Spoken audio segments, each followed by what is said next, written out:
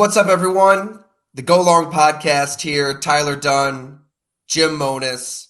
Great to have you with us as the 2023 season draws near. I know that we really wish we could get some more exhibition football. Jim has been his eyes. Nobody can see it if you're listening, but his eyes are currently bleeding from the socket after staring at his screen for 3 days straight, catching all of the action.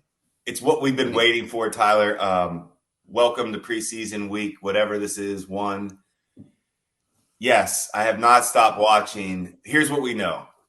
I'm so happy after preseason week one. We know that Anthony Richardson does some good things and bad things, just like he did at college. He's right on pace. I heard that. We do know that this Raiders quarterback, I've never heard of him, Aiden O'Connell, could beat out Garoppolo if he stays on pace. And you know what's funny? We can sit here and highbrow it and mock it, but then as I'm driving to get wings with my brother the other day, I'm listening to the Miami, whoever they were playing, preseason game on NFL Sirius, listening to Myles Gaskin gaining 2 yards off right tackle, Mike White. Like literally the announcer said, that's a good sign. They got the play call in. That was a problem last year in that playoff game. They got the playoff. That's a good sign. But I'm listening to it. I'm consuming this all. I'm watching it. So I'm not going to sit here and ridicule. I guess the NFL knows what they're doing because we're all eating it up. Let me tell you why they know what they're doing. San Francisco in Vegas playing the Raiders, they brought at least 15, it said probably 15, 20,000, 15,000 49er fans were in the building cheering on a preseason game, and it said goal accomplished. They're just shoveling people to Vegas to watch preseason football, like you said. And then they can go and lose more money after they spent money on a pointless preseason game. Then you go and lose more money, gambling or whatever you're going to do in Vegas. But point being, the NFL knows what it's doing. The crowds are there. They're not putting these games on because they're losing money. And yeah, and there is, I am hardcore sarcastic because there are things you take away from the preseason. Get a look at your rookies if you want. Get your eyes on guys, see how they move around. Maybe you can see how some teams are working in younger players or free agents because they are new. But I'm just telling you, coaches don't game plan. They don't care. Everybody wants to stay healthy. And like I told you, very few spots are being fought for to make the roster. It's all about practice squad. Not a lot of blitzes being had. Right. I'm just telling. It's hard for me because I do know that there are things that you can get out of the preseason. But to make judgments and statements and think you're going to get anything about your team, don't. You're not. I'm trying to think of the best way to articulate exhibition football. And I have to say exhibition because if I learned anything from my pal Bob McGinn at the Milwaukee Journal-Sentinel, currently a esteemed Go Long contributor, have some announcements to make down those Bob lines soon, hopefully. He said that the word preseason is a NFL-sanctioned, sanitized, just created word. Like they basically created this word themselves instead of just leaving it an exhibition. These were exhibition games. So maybe we'll bring Bob on to explain it much better than I ever could. But I think the best way to articulate exhibition football is maybe that scene. I'm thinking back to the 90s. Remember that movie Matilda? And Miss Trunchbull makes the little boy Brucey eat all that chocolate cake. Like he gets to sit in front of everybody because he took a piece of cake earlier. She's like, "Oh, you want cake? Here's a big old chocolate cake." He's got to down the whole thing in front of the whole school. And at first, he's kind of like, "Oh, this is really tough. What are you kidding me? I can't eat all this cake." And then by the end of it, like he eats the whole thing. He holds the thing over his head. That's basically America, and preseason exhibition football is the cake.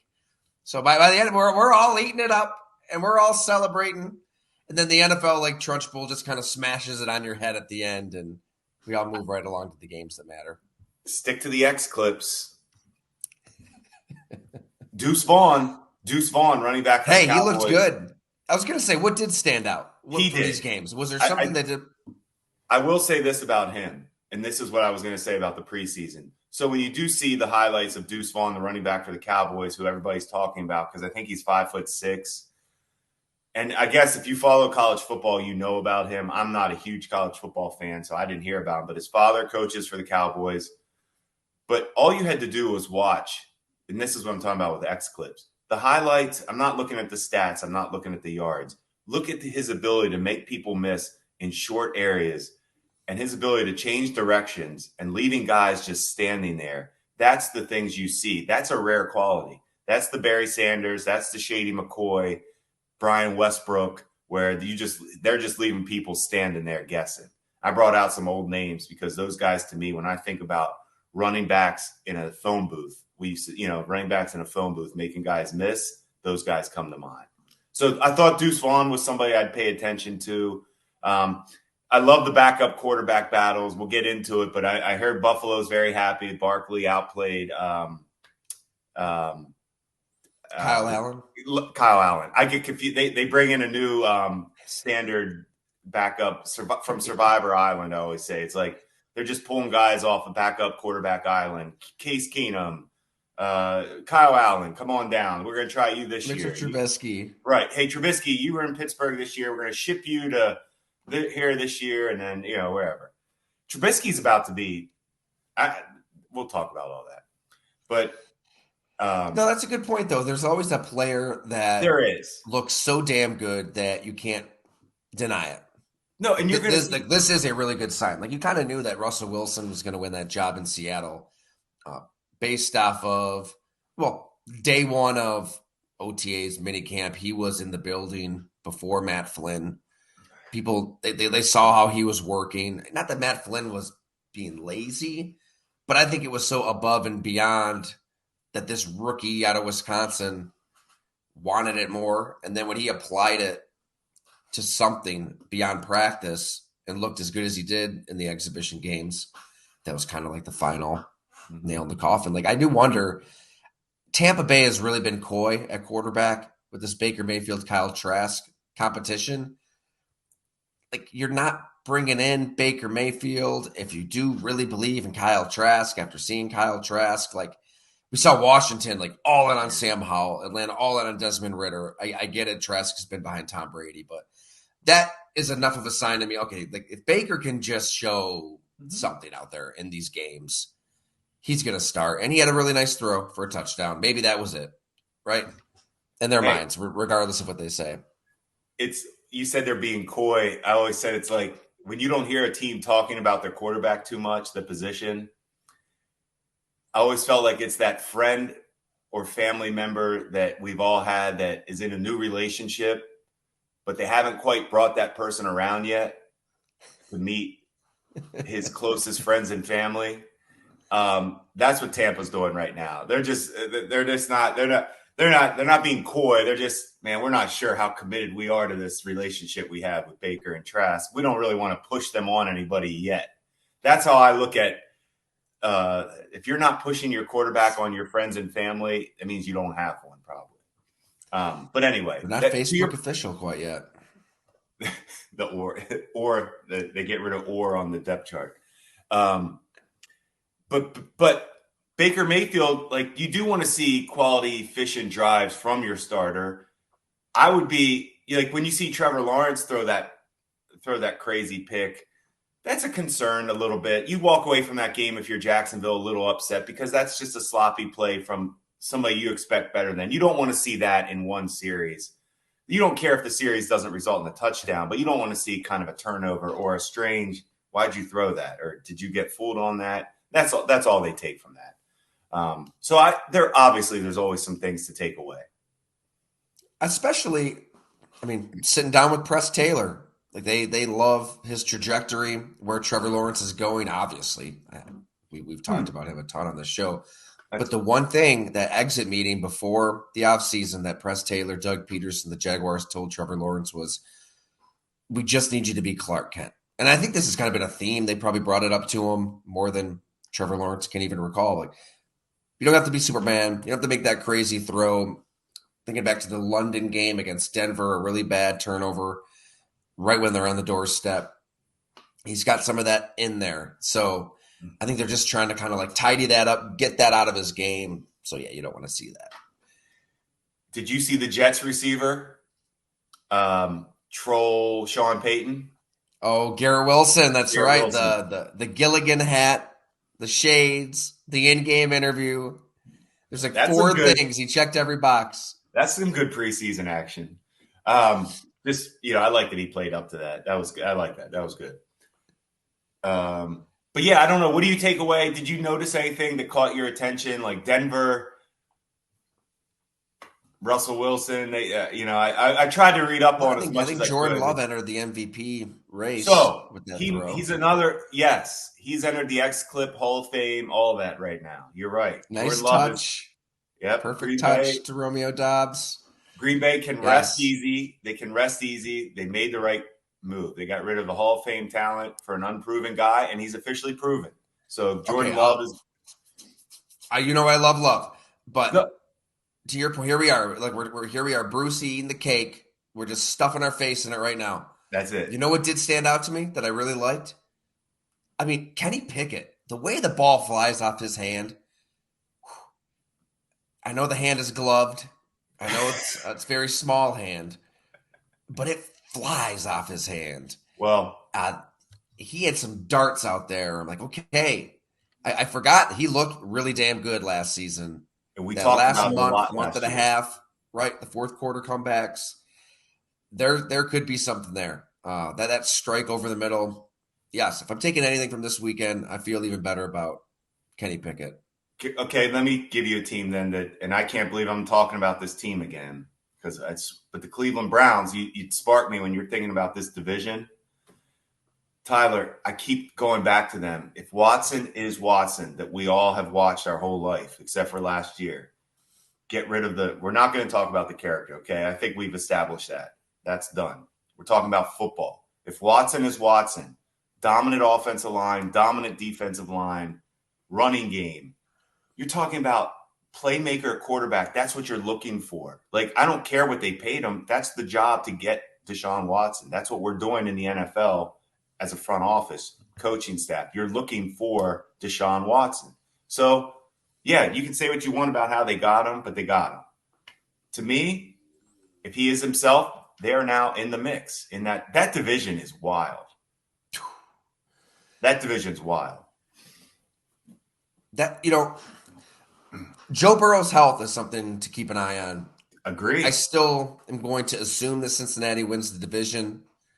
Joe Burrow, Jamar Chase, T. Higgins, the firepower, I think, overwhelms anything.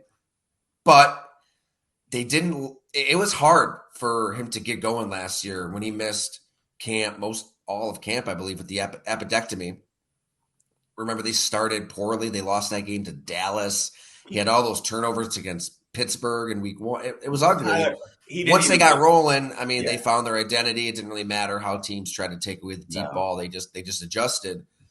Not being there, he's so good, it probably doesn't matter that much. But this is another year that Joe Burrow is recovering from the ACL before all this, that he hasn't been able to be around for a pretty important time of year of practice. It's probably going to take a little bit for them to get going. And maybe that period of trying to get going allows a Pittsburgh or a Cleveland or a Baltimore to start fast and force Cincinnati to play catch up. Yeah, it's loaded. And on Cleveland, the player that Elijah Moore, you brought him up 2-3 months ago. It sounds like he is everything that they could have wanted and more. I think he leads them in targets, leads them in receptions. It's going to – here we are handing roses to the New York Jets. Not on this show, obviously. Right.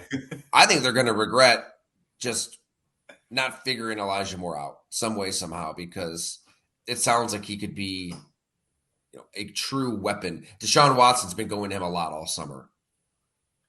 Because a lot of times with a guy like Moore, all you have to do is get him the ball quick.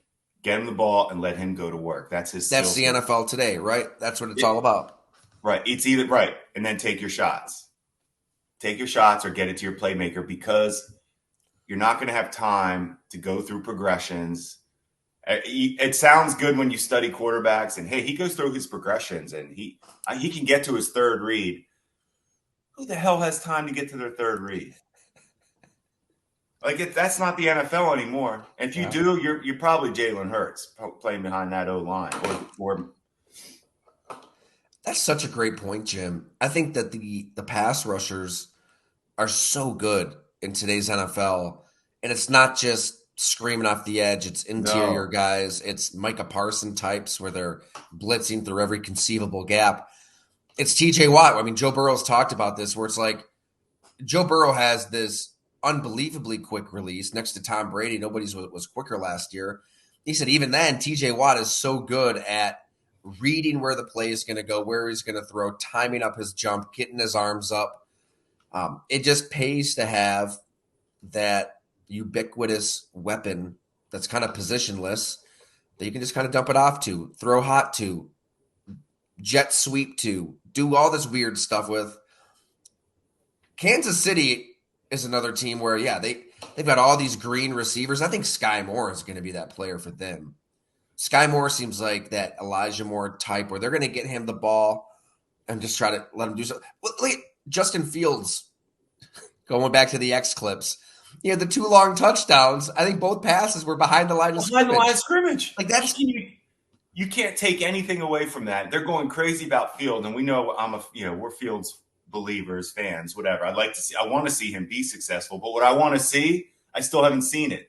And I keep saying, I want to see the volume completions down the field. Like, one drive of, give me 4 or 5, just great completions, extending drives, not a behind the line of scrimmage preseason. DJ Moore, that's what he does. I mean, we know he's one of the top 20 receivers, 15 receivers in the NFL. I just think you're absolutely right, though. Like, it's the NFL. A lot of it still is a quarterback looking downfield, reading coverages downfield. It is working through progressions quickly, spitting the ball where it has to go. But a lot of it is just that, like scheming, like on that first layer of the defense, figuring out a way to get the ball to a really fast, athletic dude. Look, tackling in today's NFL isn't that great because nobody really hits. Nobody does tackling drills, understandably so. Most of these starters aren't playing in these exhibition games. So, hey, just get the ball to a freak show and dare the other team to try to catch him and tackle him and get him to the ground. So that could be a mini trend that we see this season. All right, this episode, we want to get into Dan Campbell's Detroit Lions. We've got the stories up, golongtd.com, part 1, part 2, DNA of the Lions. Jim, I guess the impetus for this was they're the offseason darlings. They're the team everybody's jacked up about, excited about. Yet, usually when we get that team, it's because of an ascending quarterback in year 3, maybe. Everybody expects that quarterback to take a jump. It's a big trade in the offseason, right? Maybe a team traded all these first-round picks for Tyreek Hill. It's a microwaved hype situation where the New York Jets trade for an old quarterback who can't move like he used to move. But, you throw it in the microwave, you set it in a minute, and you're good to go. The Detroit Lions, Ford Field sold out for the first time in its 21-year history. All the home games. I saw a fan got a tattoo of the Vince Lombardi Trophy, Detroit Lions Super Bowl champs. Like, it's real. Like, people are excited about this team that's won one playoff game since 1957. And the reason has nothing to do with the quarterback position or like winning the press conference with a big trade or a big contract or any of that. It's so real and organic. And they've now spent 3 full off seasons, GM Brad Holmes, head coach Dan Campbell, searching for exactly the type of player that they want. And that's kind of what led me out there to spend a little time chatting with players at each of the three levels, right? Some players who they were there with Matt Patricia and they survived onto Dan Campbell, a wave of players. These are the players that Dan Campbell sought right away, early March, Khalif Raymond being one of those guys. And then a newcomer like Cameron Sutton, cornerback from Pittsburgh, who the way he speaks on wanting to like just be dragged off a football field is like everything that Dan Campbell ever could have wanted. So it was fascinating. And I thank everybody out there who has read, subscribed, and shared. Again, we're going to grow because of you, not ads, corporations, any of that. We believe in word of mouth, just trying to tell real stories that lift up the curtain on real pro football. And I think the more you really talk to these guys, Jim, and I can't wait to get your opinion on this dynamic, it's so much of it really is coaching and the way Dan Campbell speaks to them day to day, operates, runs practice. All of that matters, especially when you see how bad it was with Matt Patricia. We'll get into that. My takeaway is like, look, and I ended the story, the part two with this, like David Goggins, the famed Navy SEAL turned motivational speaker, author, like he always comes back to this point. Like motivation is bullshit. Like motivation isn't real. Like you're motivated when everything's great. It's sunny outside. The bills are paid. All that stuff. If you're motivated, Dan Campbell is not about motivation as much as we might think he is with all the epic sound bites and press conferences. He's about intrinsic drive and just being obsessed. And I think where people got Dan Campbell wrong, like you hear him and you think he's this Junction Boys style old school coach who is trying to like just inject it into his players' asses in training camp. Like, you will run through a wall for me. Boom, take this syringe. Like, no, you either have that in you, like it's innate, or you don't. And we want the guys that have it, and then we'll create an environment around you and that quality you possess that maximizes your ability, that makes you want to go to work in the morning and work as hard as you possibly can and take advantage of your unbelievable physical gifts. And what do you hear from players all the time? They say, look, it's the NFL. Everybody's talented. And it's true. Like most of these guys, they can run 4.4 and 4.5s. They can throw up 225 pounds 25 times. Like they can do all this stuff. You're not a slappy if you're in the NFL. It's that other stuff that matters. Like how do you measure it? I think that's what's hard for people to figure out. Like there's no DVOA like statistic to measure who's gonna care on fourth down in the fourth quarter and they've got nothing left to make the play you need in that moment. And I think the fact that Dan Campbell has spent 3 years now finding the player that is going to respond to that moment, that's how you start 4-19-1 as he did, and then finish 8-2, hottest team in the NFL.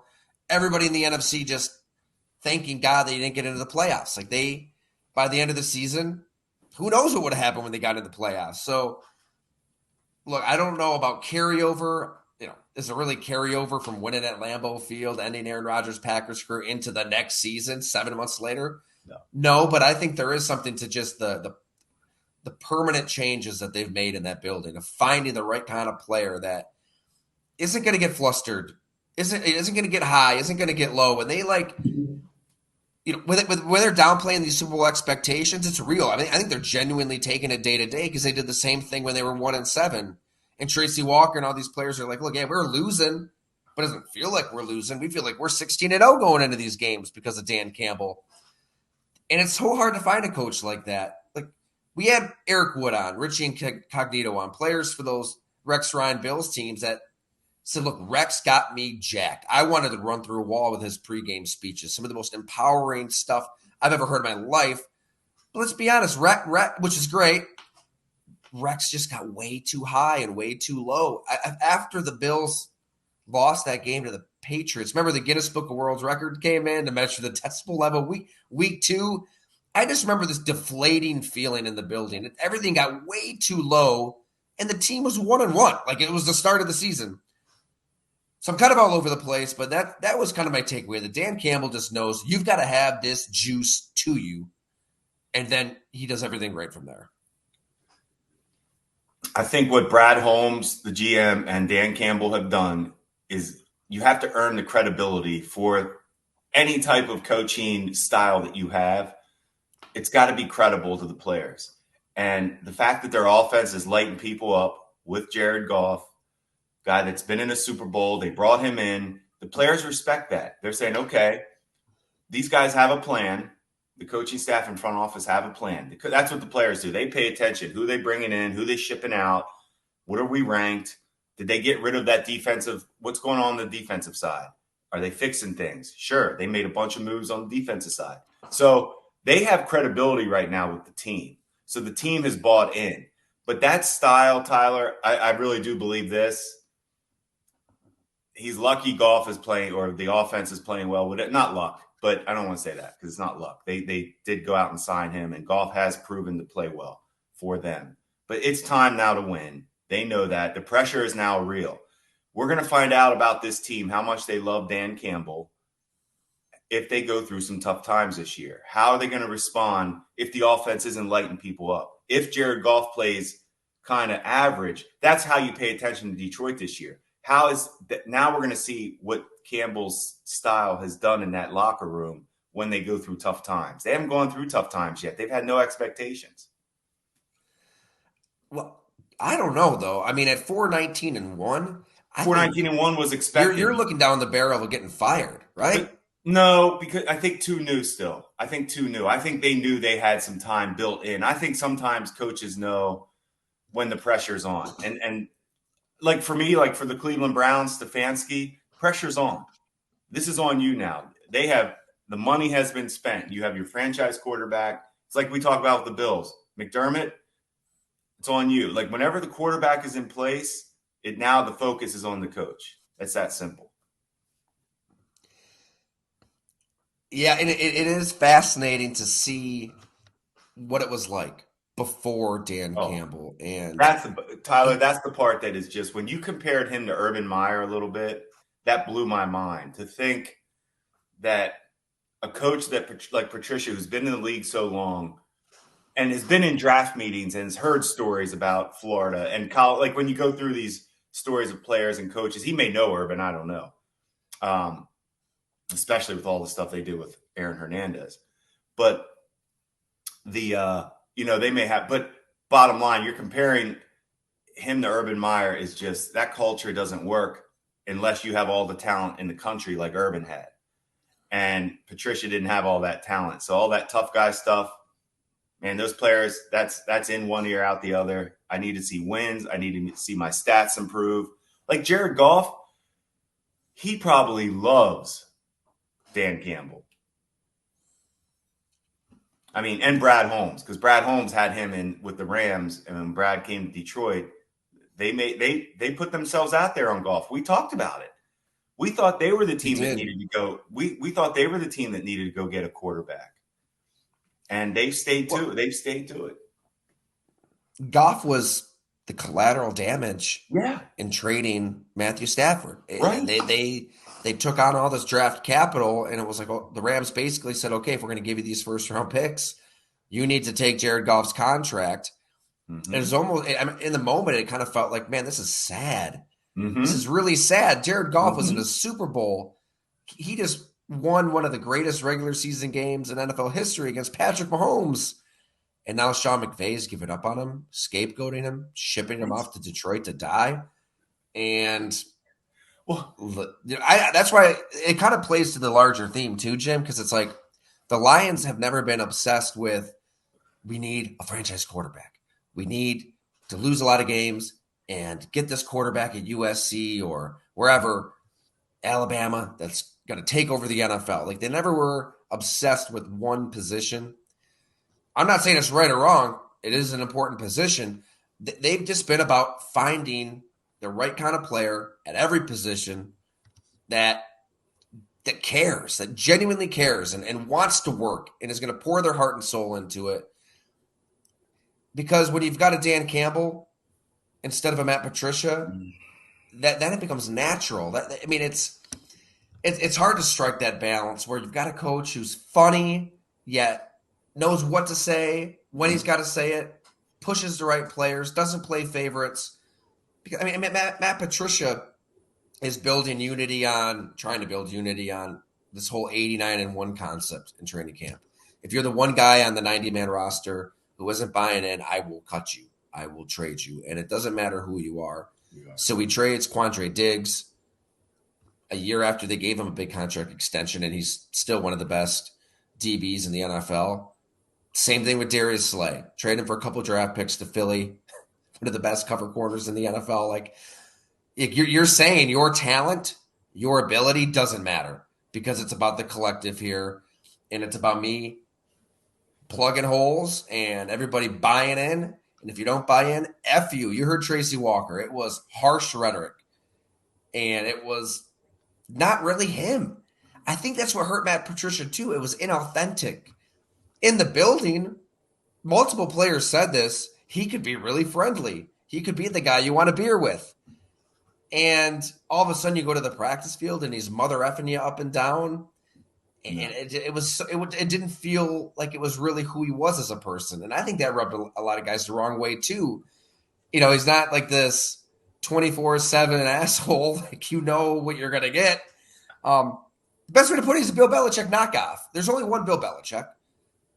And there's a reason all these assistants go to other teams and fail.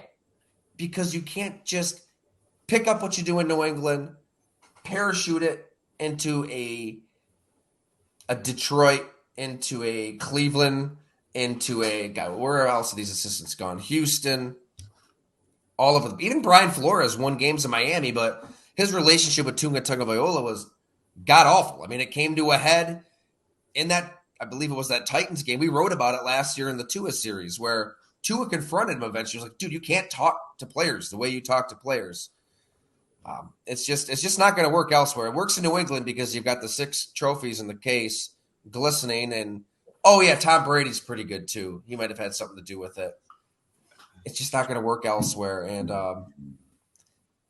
you don't even have to be soft and coddling. I think that's a good takeaway too, right? It's not like these coaches who do get the modern game and modern players are letting the players walk all over them. But there's a genuine conversation had. Like, if guys are beat to hell and they need 30 minutes shaved off of practice for rehab, it's okay to give them those 30 minutes. That's the kind of stuff that Dan Campbell does that Matt Patricia wouldn't do. Matt Patricia's putting in a mad-made hill on the practice field for them to train on because that's what they did in New England. It's refreshing to see that everybody can see now. You don't have to operate like Bill Belichick allegedly operated, because there's also some people that say, oh, Bill Belichick, everything that you think he is, it's different. It's like this facade was created in New England. Everybody thought you have to treat players like robots to win. It's just not true. I can tell you as a young scout working for Andy Reid, Sean Payton, and I say that because I was young working for both those guys. I was just learning. I was just trying to, whatever. I was learning the NFL. And I can't think of coaches that have been more – they both obviously Super Bowl champions, but they were never – I never considered them players, coaches, or considered them soft. At the same time, I wasn't terrified of either one. I just believed in both of them. And that was me as an area scout.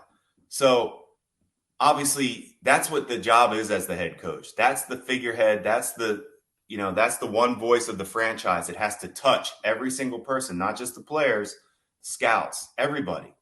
And it worked for me. That was instant credibility. Those guys weren't the holler. They aren't going out there barking and trying to rah-rah you. To your point, it's professional football. Be motivated to win and make your paycheck, make your money. That's professional. We don't have to motivate you. The other thing, I love that you brought up the Patriots assistants that have left. Why they think that method would work, you have to be yourself. Andy Reid's coaches, John Harbaugh, Ron Rivera, these guys have had pretty good success rates with other teams. I feel like Reid's tree has had success where Belichick's tree has not. And I don't know. And that goes to my whole other argument. But it goes back to every coach has to be themselves. They have to. and whatever style that is. And then the results are going to determine if the team buys into you or not at some point. Perfectly said. Another, like Andy Reid, very similar to, I mean, Doug Peterson comes from the Andy Reid tree, right? And he does That's this another good one, same right? kind I of forget thing. about Peterson. That's a great Yeah. call, Tyler. I forget about Peterson. And Dan Campbell, all of these kind of coaches make it clear to players and to their assistant coaches, anybody can talk to anybody about anything. Bring me your ideas. Right. Like seriously, like there's nobody going up to a Matt Patricia or a Brian Flores and saying, look, here's my idea. Let's incorporate this idea. Let's put it in. Where Andy Reid, I think it was in the quarterback documentary or the Netflix series. I still have to watch it. Can't wait to. But you hear this from players all the time. Like he wants players to come to him with X's and O's ideas, like a play. Is there something we should put in the game plan? Is there something you like to do? Because I think if a player has an idea, if a player's behind something, you're going to run through a wall. That's what Tracy Walker said. He said, I know I can go to Dan Campbell, Aaron Glenn, any of my coaches with an idea. And if they like it, if they put it in, you take ownership of that play, whether it's, I don't know, a coverage, a blitz, or a quarterback or something on the offensive side of the ball. Like you know that play inside and out. You're going to take ownership of it. I think Andy Reid gets that. Campbell gets it. Doug Peterson get it. And they know, like, whew, man, if they're behind this, if they want this, if they believe in this, they're going to execute it. Instead of calling a play that you think with your ego is the best play for that moment, maybe in the player's mind they don't feel as confident about running that certain route or throwing into that certain window or covering from that angle of the field as a DB. You know what I mean? Like there is something to be said for a player being comfortable with what's being called. And if they've got an idea, you better be open to it because that might be the play that wins you the game then, that they feel empowered and behind and own. So that's another kind of element to this. And even right to the coaching staff, Scotty Montgomery, Dan Campbell's assistant head coach. I talked to him for this series. He said other coaches and other teams, they've got dress codes. Like everybody's wearing the same thing. Everybody's walking around the building. Nobody's saying a lot to each other. They know that they can go to Dan Campbell for any reason. So it's not cliche and corny and like that. This stuff matters. It does translate to the field. And I think we saw it in Detroit that they kind of busted that dam and started winning some games. And that's why right now, next to Philly, San Francisco, Detroit is probably right there. Well, to start with their division, who's not this is why this time of year is fun. But who's not fired up right now in their division? Green Bay thinks they're just fine as far as they're ready to see what Love brings, but they feel good about their team in that division. Chicago, we know what's going on there. It's way over the top hype, but they're excited. And Minnesota still has Kirk Cousins, who they obviously have committed to, and every year they know they're competing and putting up numbers on offense because of Kirk Cousins. So everybody in that division, my point is, thinks they can win that division right now. And so Detroit's going to have, I mean, like I said, they need to go through adversity at this point. I don't feel like they have. I see what you mean about they did stay the course. They didn't fall in the tank. They fought through some losing. So that tells you You're saying expectations were low. That's my thing. The expectations were low. So they're fighting for their jobs. They're going to play. But now they know it's playoffs, win a game. It's time. When you don't have the Josh Allen, Joe Burrow, Patrick Mahomes, Jalen Hurts, Lamar Jackson, pick whoever you want at quarterback. Right. I think that there's going to be skepticism too. Like offensively, this was a top 5 offense across any metric that you look at. Everything. And I kept looking to see. I'm just like every week. I'm like, they are legit. Like everything you want to look at, and then you would, and not to cut you off because I'm thinking about it now, but they would always come out. I felt like and just light people up, like right away. 27 points a game. using the That's a winning run, formula. using the pass. Ben Johnson, offensive coordinator, he stays. He doesn't take a head coaching job elsewhere. And I think that the skeptic will say, well, lightning in a bottle. Can you really duplicate that? Because what sticks is that quarterback being central to everything. But I think we know now, like Jared Goff has played in the NFL for a long time. He is what he is. He's going to read the field. He's going to make every throw. You put him in a position to succeed, he'll execute that play. He'll make that throw. And I kind of love what they did personnel-wise, where we all assumed Jamal Williams would be back. Right? Friend of the program. We had him on a happy hour. Fun as hell. Just, you're not going to get more authentic than Jamal Williams. And he had 1,000 yards, scored an NFL high 17 touchdowns. Him and DeAndre Swift, who's just suffered so many injuries, that was the tandem. Well, they challenged themselves to be elite and sign David Montgomery to replace Jamal Williams, draft Jahmyr Gibbs to replace DeAndre Swift. We'll see how it works out. I don't know. But I think if we're trying to figure out what is that next step for Ben Johnson's offense, what is that innovation? How is it going to be different?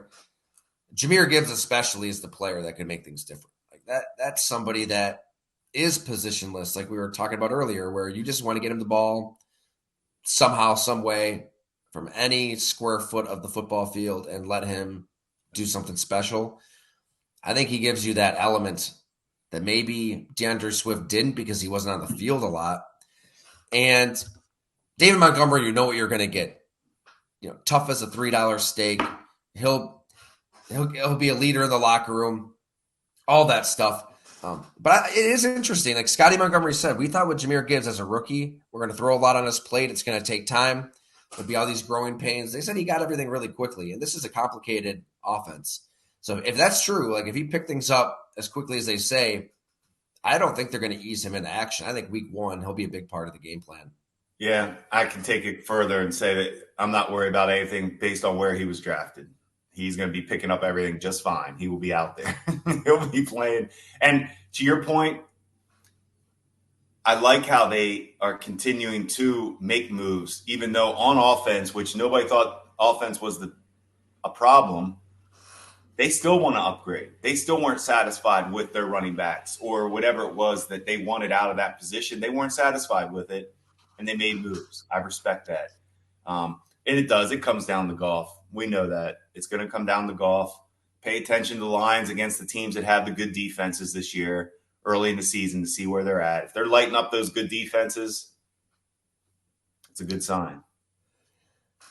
Also, another great quality that Dan Campbell has, right? Like he wants to empower his players and maximize all of their ability, but he doesn't fall in love with his players. He doesn't blindly just keep trotting out C- talent for the sake of it. I mean, the whole secondary basically was reset. Had to. I mean, he reset the backfield. The backfield was really damn good.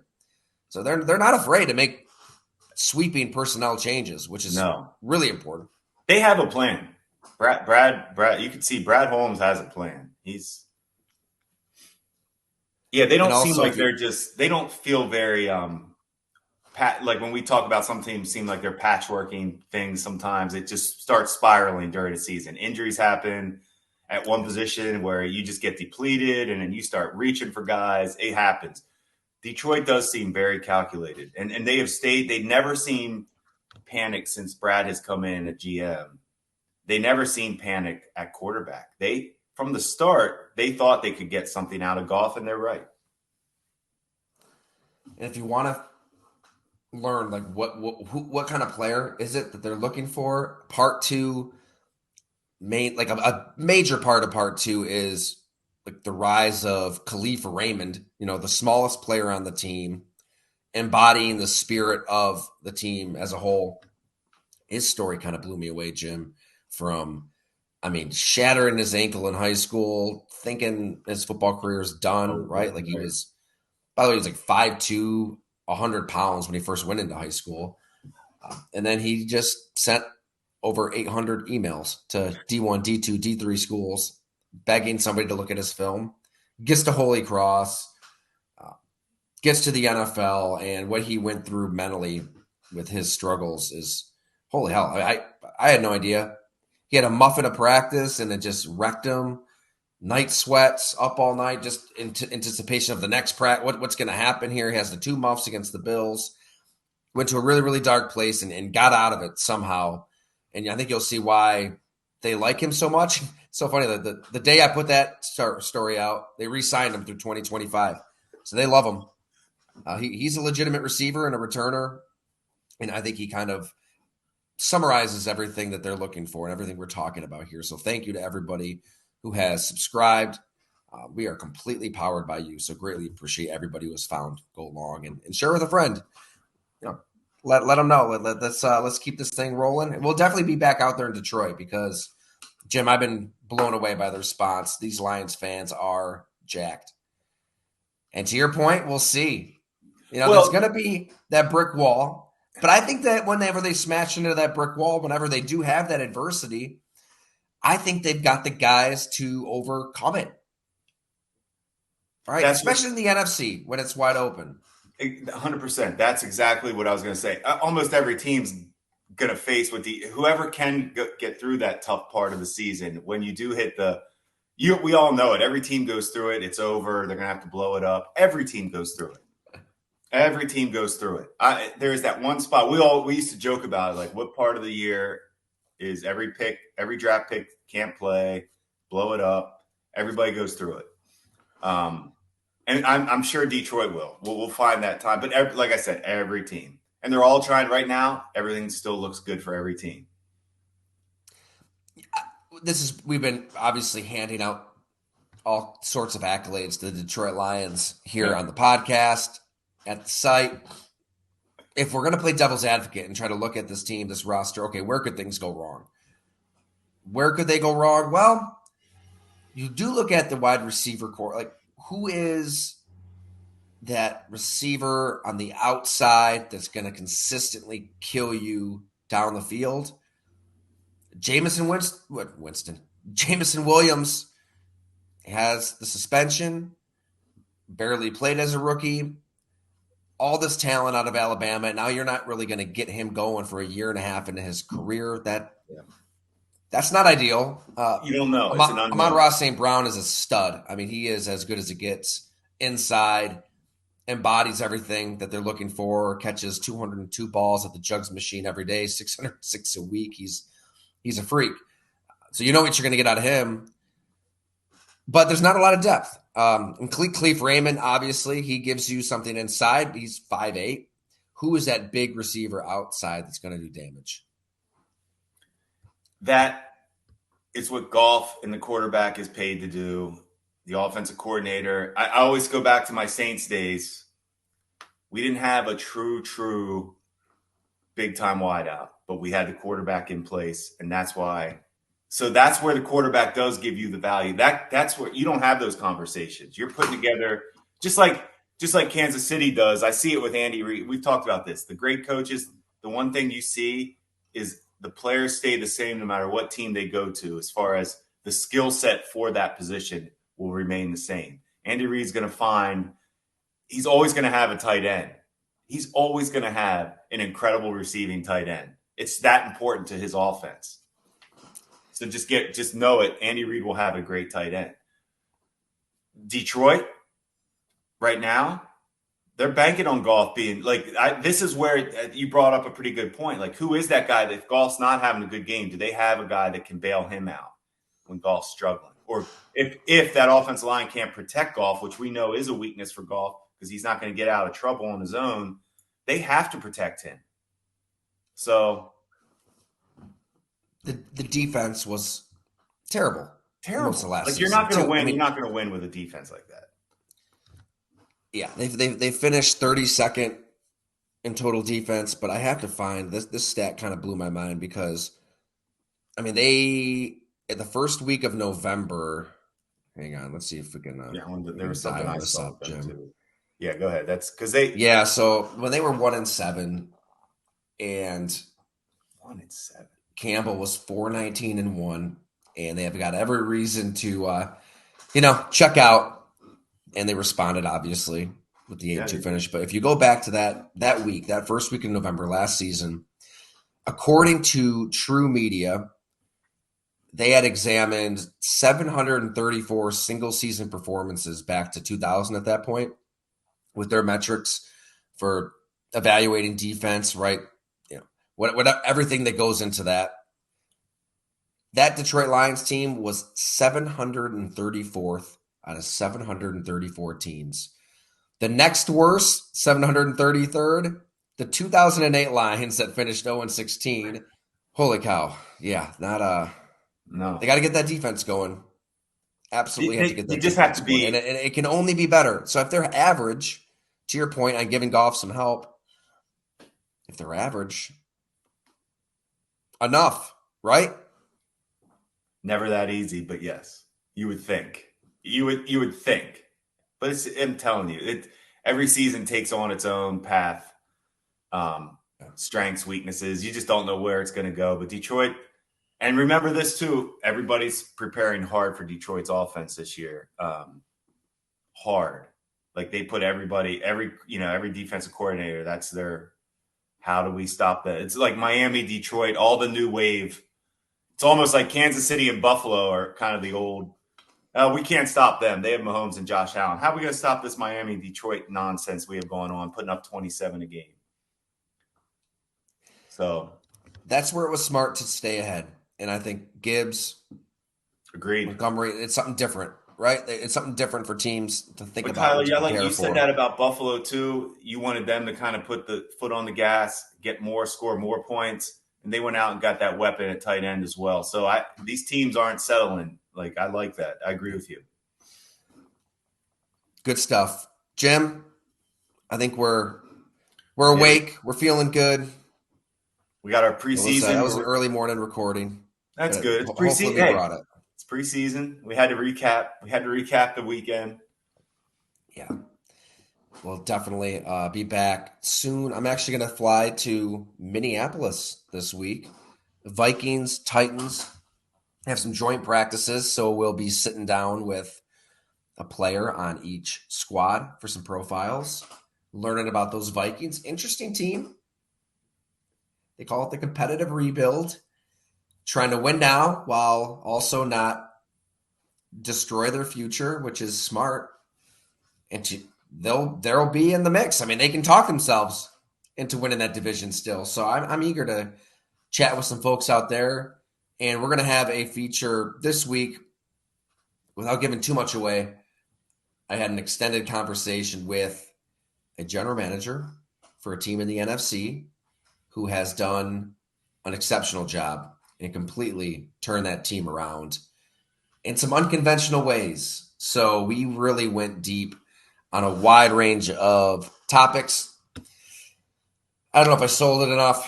I don't want to give too much away, but I really enjoyed that conversation. So again, that's going to be for subscribers like most of our kickoff features have. So subscribe, golongtd.com, $8 a month, $50 a year. If you really, really love us, $150 a year to be a VIP member, which will get you a Go Long hoodie, a signed copy of the Blood and Guts, How Tight Ends Save Football, and many more features that will be announced soon. So thank you, everybody out there, for joining the community. Hopefully we'll see you soon.